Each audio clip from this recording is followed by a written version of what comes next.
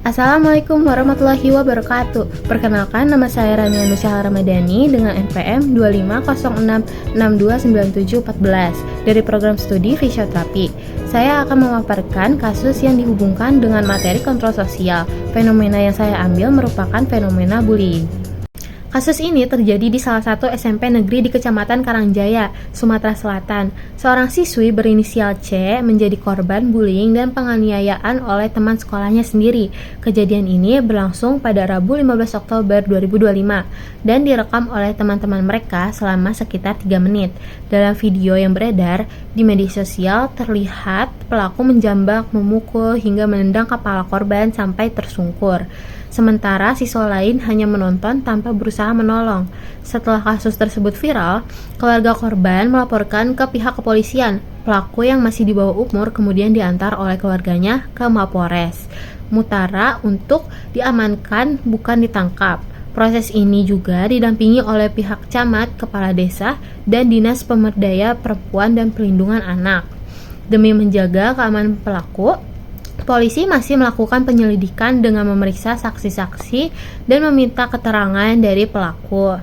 Pihak kepolisian menjelaskan bahwa pelaku tidak bisa langsung ditahan karena masih anak-anak.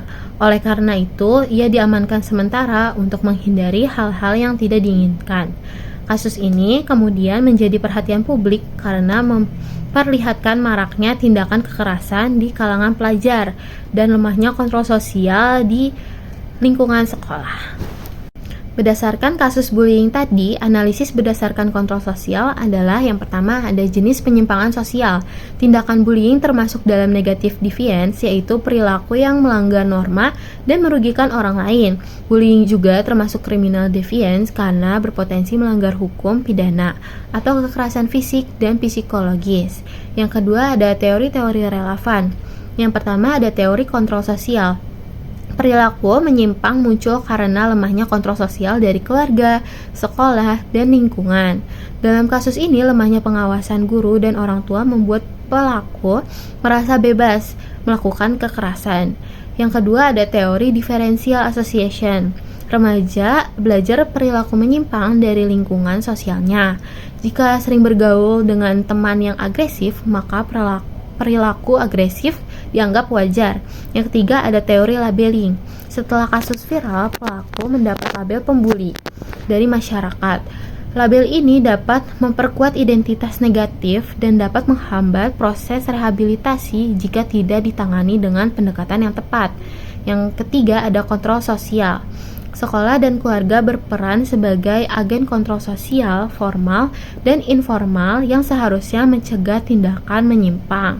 Dalam kasus ini, lemahnya penerapan disiplin dan pendidikan karakter menyebabkan kontrol sosial tidak efektif. Yang keempat, ada dampak sosial.